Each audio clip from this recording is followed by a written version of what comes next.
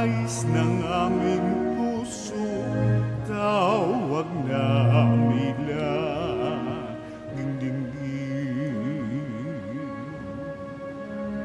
sa'yo kami dumaraing, sa'yo umaasa. Ang tulong mo at pagtingin, mamawi sa dilim. Dinggin mo, tinig ng bayan, Panginoon, maawa ka. Ikaw ang nais ng aming puso, tawag namin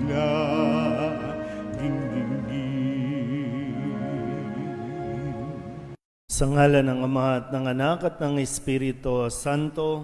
Amen. Ang pagpapala ng ating Panginoong Hesukristo, ang pag-ibig ng Diyos Ama at ang pakikipagkaisa ng Espiritu Santo naway sumainyong lahat. At sumaiyo rin. Mga kapatid, tinipon tayo bilang mga kaanib ng angkan ng Diyos, kaya dumulog tayo sa maawaing Panginoong nagpapatawad ng lubos. Sinugong tagapagpagaling sa mga nagsisisi, Panginoon, kaawaan mo kami. Panginoon, kaawaan mo kami. Dumating na tagapag-anyayang mga makasalanay magsisi, Kristo, kaawaan mo kami. Kristo, kaawaan mo kami. Nakaluklok ka sa kanan ng Diyos Ama para ipamagitan kami. Panginoon, kaawaan mo kami. Panginoon, kaawaan mo kami. Kaawaan tayo na makapangyarihang Diyos, patawarin tayo sa ating mga kasalanan at patnubayan tayo sa buhay na walang hanggan. Amen. Manalangin tayo. Ama naming makapangyarihan, gawin mo kami maging masigasig sa paghihintay sa anak mong darating. Sa kanyang pagkatok, siya naway aming mapatuloy, sapagkat siya ang pinananabikan namin sa aming pagdalangin sa pamamagitan niya kasama ng Espiritu Santo magpasawalang hanggan. Amen. Umupo ang lahat. Pagbasa mula sa aklat ni Propeta Isaías. Ito ang pangitain ni Isaias na anak ni Amos tungkol sa Huda at sa Jerusalem. Sa mga huling araw, ang bundok na kinatatayuan ng templo ng Panginoon ay mamumukod sa taas sa lahat ng bundok. Daragsa sa kanya ang lahat ng bansa. Ang maraming taong lalapit sa kanya ay magsasabi ng ganito, "Halikayo, umahon tayo sa bundok ng Panginoon, sa templo ng Diyos ni Jacob, upang malaman natin ang kanyang mga daan at matuto tayong lumakad sa kanyang mga landas. Sapagkat sa Sion magmumula ang kautusan, at sa Jerusalem ang salita ng Panginoon. Siya ang mamamagitan sa mga bansa at magpapairal ng kapayapaan. Kung magkagayon, gagawin na nilang sudsod ang kanilang mga tabak at karit ang kanilang mga sibat. Wala nang magsasanay sa pakikibaka at mawawala na ang mga digmaan. Halina kayo, sambahayan ni Jacob, at tayo'y lumakad sa liwanag ng Panginoon." Ang salita ng Diyos. Salamat sa Diyos. Ang tugon po sa bawat saknog ng salmo, masaya tayong papasok sa tahanan ng poong Diyos. Ating po ulitin. Masaya tayong papasok sa tahanan ng poong Diyos. Ako ay nagalak sa sabing ganito, sa bahay ng poon, pumasok tayo, sama-sama kami matapos sapitin, ang pintuang lungsod nitong Jerusalem. Masaya tayong papasok sa tahanan ng poong Diyos.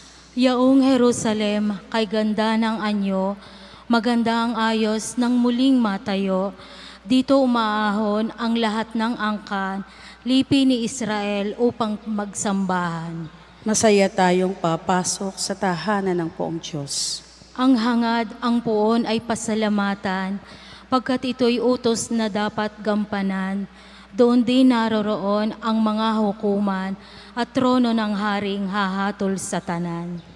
Masaya tayong papasok sa tahanan ng poong Diyos. Ang kapayapaan nitong Jerusalem, sikapin ang puo, yaoy idalangin. Ang nangagmamahal sa iyo'y pagpalain. Pumayapa nawa ang banal na bayan at ang palasyo mo ay maging tiwasay. Masaya tayong papasok sa tahanan ng poong Diyos. Dahilan sa aking kasama't katoto, sa iyo Jerusalem, ang sabi ko'y ito, ang kapayapa ay laging sumaiyo. Dahilan sa templo ng poon ating Diyos, ang aking dalangay umunlad kang lubos. Masaya tayong papasok sa tahanan ng poong Diyos. Hallelujah, hallelujah. Wikain mo, o nakikinig ako sa iyong mga salita. Hallelujah, hallelujah, hallelujah.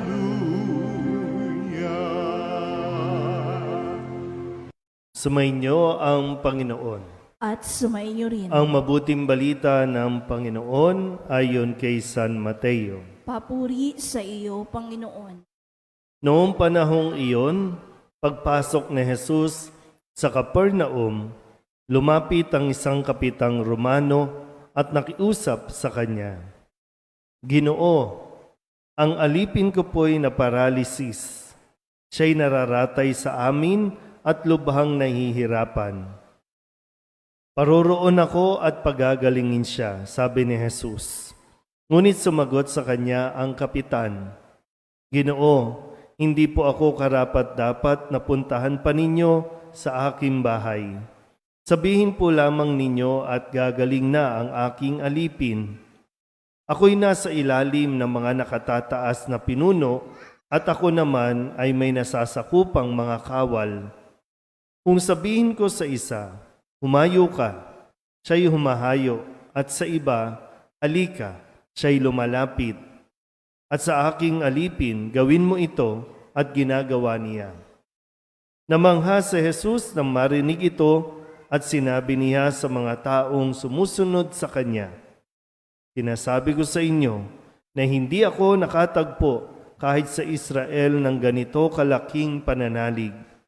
Tandaan ninyo, marami ang darating buhat sa silangan at kanluran at dudulog sa hapag na kasalo ni na Abraham, Isaac at Jacob sa kaharian ng langit. Ang mabuting balita ng Panginoon. Pinupuri ka namin, Panginoong Hesukristo. Umupo ang lahat. Isang mapagpalang gabi po sa inyong lahat. Ngayon po ay Lunes para sa unang linggo ng panahon ng pagdating o Adbyento. At mismong sa ating Ebanghelyo, narinig natin na si Jesus ay dumating sa Capernaum, sa isang bayan. At dito, tayo po ay inaanyayahan na mapagnilayan na mabuti kung ano ba ang tamang disposisyon o pag-uugali na dapat nating pairalin, lalo tigit sa panahong ito ng Adbyento. Sa kwento natin sa Ebanghelyo ngayon, meron pong isang kapitang Romano. Pag sinabing kapitang Romano, yung Romano na lang Pag ikaw ay isang Romano, citizen ng Romano, iba ang pagtingin sa iyo. Iba yung dapat na treatment sa iyo. Kasi Romans ka Hindi ka Hudyo, hindi ka ordinaryo, isa kang Romano. So yung sa pangalan pa lang, pagiging citizen mo pa lang, big time na. At talagang nagdi-demand sila na ganito mo sila dapat tratuhin, ganito mo sila dapat na irespeto. Sa Ebanghelyo, may isang Romano, hindi ordinaryong Romano kasi kapitang Romano na mayroong mga nasasakupan, may mga alipin, may mga, sabihin natin, mga sundalo, may utusan. Pero sa Ebanghelyo, siya mismo ang lumapit kay Jesus at nagpakumbaba. Pwede naman sana sabihin niya, no? Pwede niyang iniutos na lang, o kaya naman pwedeng inuutos niya pero yung demand na pumunta ka ngayon din sa amin, pagalingin mo ang aking alipin at take note, lumapit siya kay Jesus hindi para sa kanyang sarili, kundi para sa kanyang alipin. Kung tutuusin, alipin lang ito, hayaan mo nang mamatay na lang yan dyan. Pwede namang palitan yan kasi alipin lang, pero nagmagandang loob na lumapit, nagpakumbaba kay Jesus para gumaling ang kanyang alipin. At yun yung labis na ikinatuwa ni Jesus. Sabi niya, wala pa ni isa sa Israel akong nakita ng katulad niyan. Pero hindi Israelita, hindi kalahi, hindi kauri, pero nandoon yung napaka-humble o mapagpakumbabang paghingi ng tulong kay Jesus. Alam niya, kahit nakapitang Romano siya, wala siyang kakayahan magpagaling ng may sakit. Si Jesus lang. Kaya agad-agad, birayin mo, no? Siguro talagang na-feel na-sense na ni Jesus yung kabutihan sa puso nitong kapitang Romano. Kaya agad-agad sinabi, sige, pupuntahan ko yung alipin mo. Nawa po sa pagsisimula natin, sa pagpasok natin sa panahon ng Adbyento, nawa ay mas mapagnilayan din natin. Huwag lang tayong basta papasok ng simbahan, huwag lang tayong basta magsisimba, makikibahagi sa pagdiriwang ng hindi nakakapagnilay ng mas malalim. Kasi hindi ito by attendance. Present ako nung Lunes, ng tanong, ano ang natutunan mo nung Lunes? Ano ang narinig mo mula kay Jesus? Kasi lilipas yan. Lunes, Martes, Miyerkules, another week, then second. So dapat, tinitingnan din natin ang ating mga sarili. Para nang sa ganon, hindi tayo nagiging mayabang, hindi tayo nagiging demanding sa harapan ng Diyos. Na para bang paraging, nagsimba naman ako, kaya ibigay mo ang kahilingan ko. Nagsisimba ako araw-araw. Ito ang request ko. Sana habang araw-araw tayong nakakapagsimba, mas lalo nawa tayong mas maging mapagpakumbaba. Amen? Magsitayo po ang lahat. Sa pagpasok natin sa panahon ng Adbyento, idalangin natin ng buong puso sa Diyos na ating Ama, na ang pagkakataong ito ay maging bagong simula ng biyaya na magbubunga ng kapakinabangan para sa atin. Ang ating pong itutugon, Diyos ng awa, dinggin mo ang aming panalangin. Diyos ng awa, dinggin mo ang aming panalangin.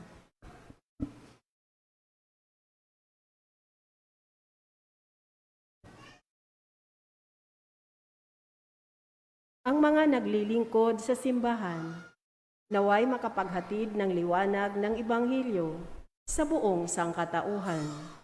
Manalangin tayo sa Panginoon. Diyos ng awa, dinggin mo ang aming panalangin. Sa ating sariling buhay, naway maipakita natin sa mga nangangailangan ng ating tulong na pag-ibig at habag, katulad ng ipinamalas ng kapitan ng mga sundalong Romano sa kanyang utusan. Manalangin tayo sa Panginoon. Diyos ng awa, dinggin mo ang aming panalangin. Atin nawang unawain at tanggapin ang mga taong iba ang lahi at pananampalataya kaysa sa atin. Manalangin tayo sa Panginoon. Diyos ng awa, dinggin mo ang aming panalangin. Sa kanilang pagdurusa, ang mga matatanda, mga nangungulila at mga may sakit, naway paginhawahin ng pag-ibig ng Diyos. Manalangin tayo sa Panginoon. Diyos ng awa, dinggin mo ang aming panalangin. Ang mga kapatid nating namayapa na, naway makatagpo ang Panginoon na pinanabikan nilang makapiling. Manalangin tayo sa Panginoon. Diyos ng awa, dinggin mo ang aming panalangin. Idulog din natin sa Panginoon ang ating mga personal na kahilingan at mga panalangin para sa ating mga pamilya, kasama ang mga kahilingan ng mga nanonood sa online. Lahat ng misang pasasalamat, espesyal na intensyon at mga kaluluwa na hinihiling na ipagdasal sa misang ito.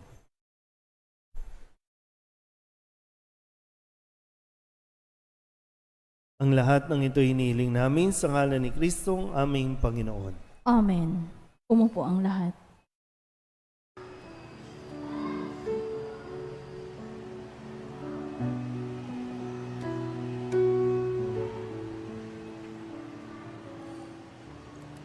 Panginoon,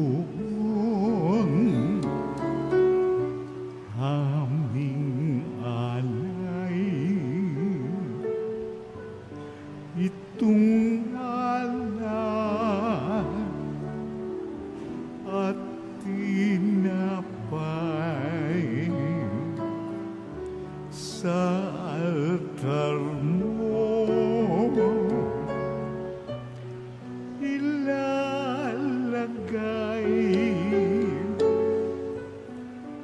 Tanggapin sa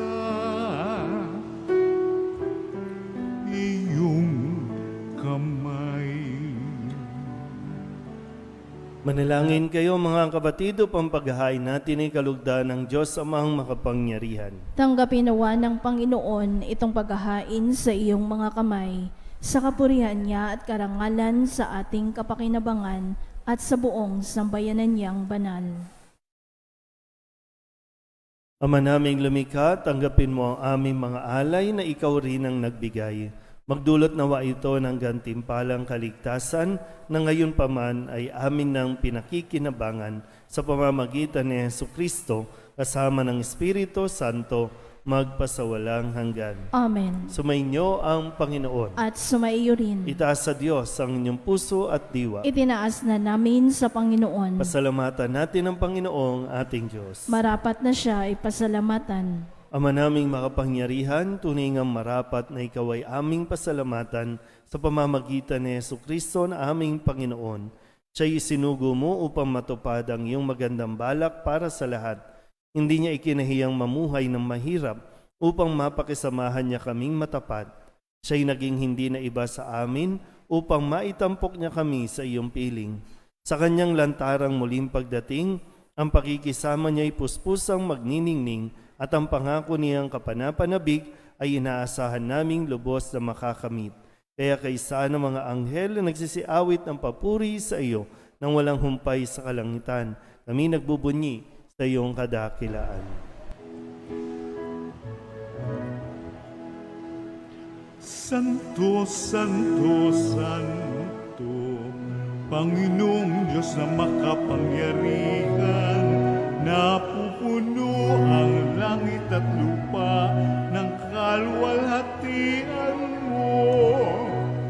Hosana sa kaitaasan, pinagpala ang naparirito sa ngalan ng Panginoon.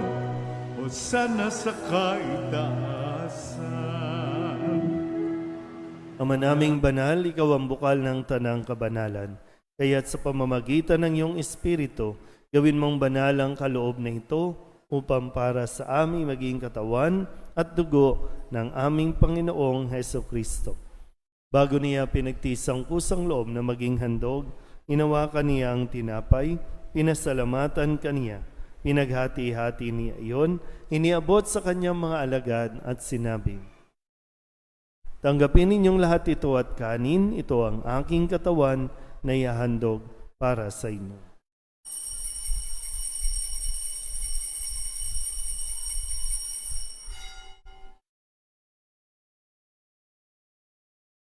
Gayundin naman nang matapos ang hapunan, hinawakan niya ang kalis, muli kaniyang pinasalamatan. Iniabot niya ang kalis sa kanyang mga alagad at sinabi, "Tanggapin ninyong lahat ito at inumin. Ito ang kalis ng aking dugo, ng bago at walang hanggang tipan. Ang aking dugo na ibubuhos para sa inyo at para sa lahat sa ikapagpapatawad ng mga kasalanan. Gawin ninyo ito sa pag-alaala sa akin."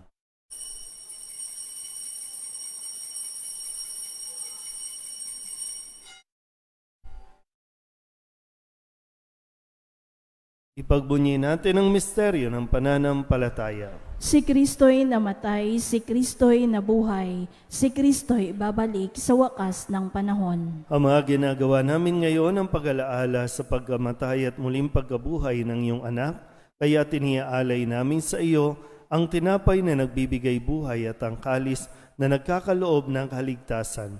Kami napapasalamat dahil kami iyong minarapat na tumayo sa harap mo para maglingkod sa iyo. Isinasamo namin kami magsasalo-salo sa katawan at dugo ni Kristo ay mabuklod sa pagkakaisa sa pamamagitan ng Espiritu Santo. Ama, lingapin mo ang iyong simbahang laganap sa buong daigdig. Puspusin mo kami sa pag-ibig kay San Francisco na aming Papa at ni Jose na aming Obispo at ng Tanang Kaparian. Alalahanin mo rin ang mga kapatid naming nahimlay na may pag-asang sila'y muling mabubuhay, gayon din ang lahat ng mga pumanaw. Hawaan mo sila at patuloyin sa iyong kaliwanagan. Hawaan mo at pagindapating kaming lahat na makasalo sa iyong buhay na walang wakas. Kaysa ng mahal na Birheng Maria na ina ng Diyos, ng kabiyak ng puso niyang sa San Jose. Kaysa ng mga apostol at ng lahat ng mga banal na namuhay dito sa daigdig ng kalugod-lugod sa iyo, may pagdiwang nawa namin ang papupuri sa ikararangal mo sa pamamagitan ng iyong anak na aming Panginoong Hesukristo. Sa pamamagitan ni Kristo, kasama niya at sa Kanya, ang lahat ng parangal at papuri ay sa iyo, Diyos amang makapangyarihan, kasama ng Espiritu Santo, magpasawalang hanggan. Amen. Amen. Amen. Buong kababaang loob tayong tumawag sa ating Panginoon ng Ama namin. Ama namin, sumasalangit ka, sambahin ang ngalan mo. Mapasa amin ang kaharian mo, sundin ang loob mo. Dito sa lupa para ng sa langit.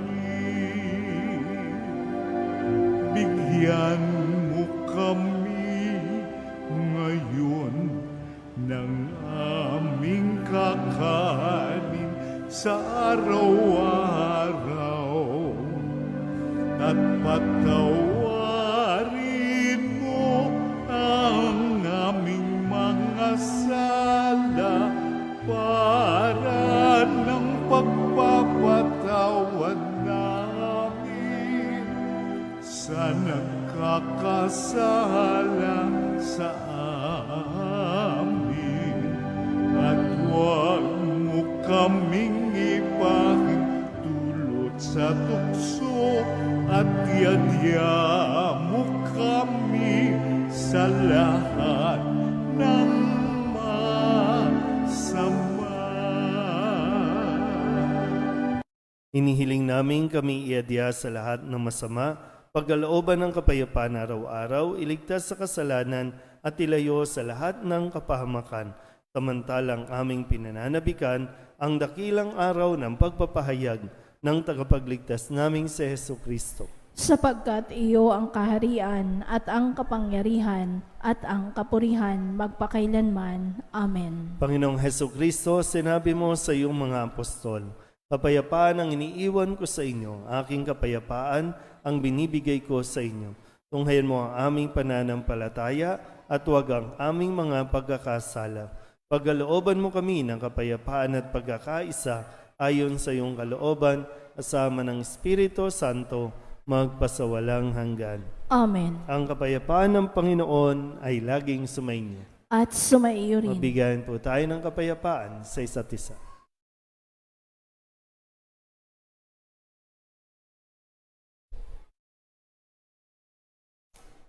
Kordero ng Diyos na nag-aalis ng mga kasalanan ng sanlibutan, maawa ka sa amin.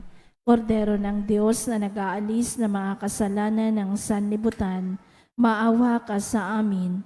Kordero ng Diyos na nag-aalis ng mga kasalanan ng sanlibutan, ipagkaloob mo sa amin ang kapayapaan. Lumuhod ang lahat.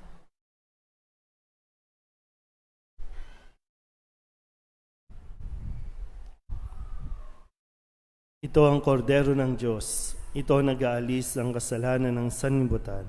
Mapalad ang mga inaanyahan sa kanyang piging. Panginoon, hindi ako karapat-dapat na magpatuloy sa iyo, ngunit sa isang salita mo lamang ay gagaling na ako.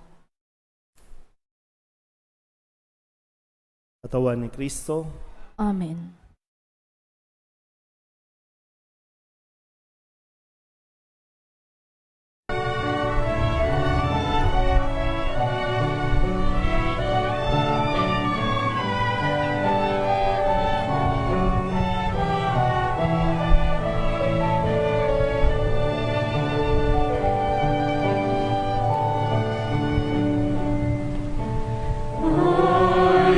Listen to the Lord, will listen to the voice of His people, serve them with all my heart. I will listen to His words and call upon the Lord for His people to live in faith and truth and in love.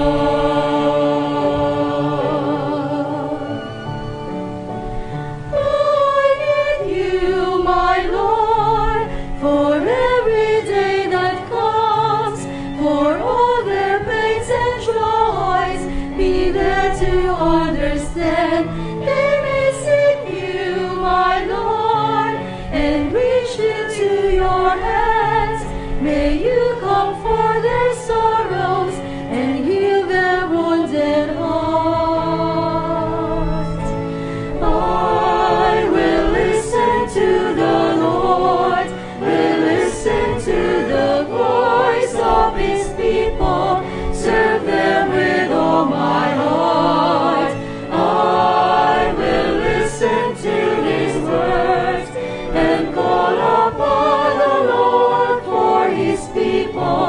To live in faith and truth and in love.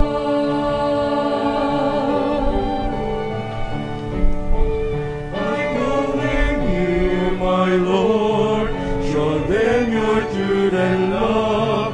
When darkness overtakes them, your light shines from above. I will be there, my Lord, to lead at your command. Together at one table, feed them the bread of love. I will listen to the Lord, will listen to the voice of His people, serve them with all my heart. I will listen to His words and call upon the Lord for His people to live in faith and truth and in love. There are those who seek the lost and suffering, bind their wounds and bring them to your care. Oh,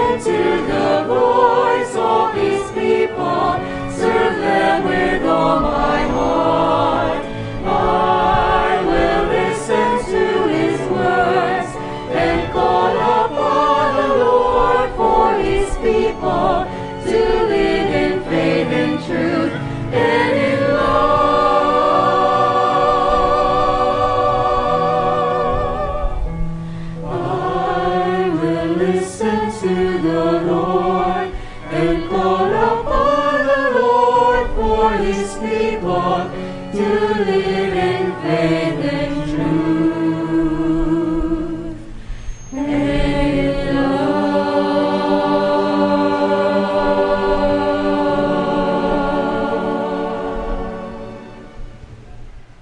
Manalangin tayo.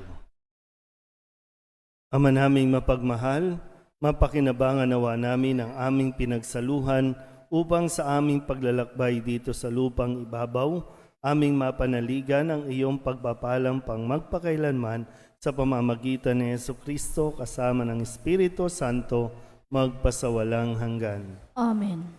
Mga kapatid, ating pagpukulan ng panalangin ang mga yumao natin mga mahal sa buhay at ang lahat ng mga kaluluwa sa purgatorio. Mga anghel, mga banal, tanang nasa kalangitan, halikayo at samahan. Ang mga giliw naming pumanaw sa piling ng poong mahal. Si Kristo ang mag-aakay sa kandungan ni Abraham upang doon ay humimlay. Ang mga giliw naming pumanaw sa piling ng poong mahal. Sa ilaw na walang hanggan, kapayapaan naway pagkamitin ng may kapal. Ang mga giliw naming pumanaw sa piling ng poong mahal. Ama naming mapagmahal, iniahabilin namin sa iyo ang aming mga kapatid na pumanaw sa buhay na ito. Huwag mo silang pabayaan at pamalagiin mo silang buhay sa iyong piling. Alang-alang sa iyong awa at pag-ibig, patawarin mo sana ang kanilang mga pagkukulang at nagawang pagkakasala, dala ng kanilang kahinaan. Manatili nawa silang maligaya sa iyong piling kasama ng iyong anak at ng Espiritu Santo magpasawalang hanggan. Amen.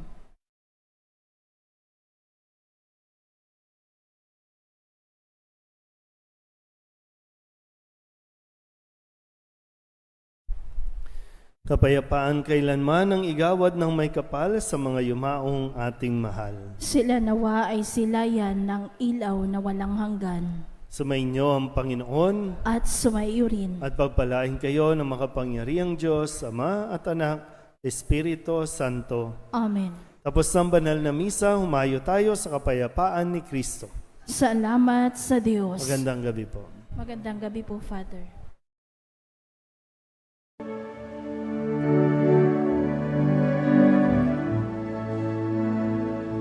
San Jose, ikaw ang tunay na huwaran ng pag-ibig, katapatan at kabanalan. O San Jose, sa iyo'y nananalangin, ang samo namin sa iyo nawa'y dinggin. Akayin mo kami, ang bayan mong nangangarap. Gabayan mo po ang aming pagsisikap upang kaming lahat maging karapat-dapat kay Jesus, yung sinisintang anak. Akayin mo kami, ang bayan mong nangangarap. Gabayan mo po ang aming pagsisikap upang kaming lahat maging karapat-dapat kay Jesus, yung sinisintang anak. Kay Jesus,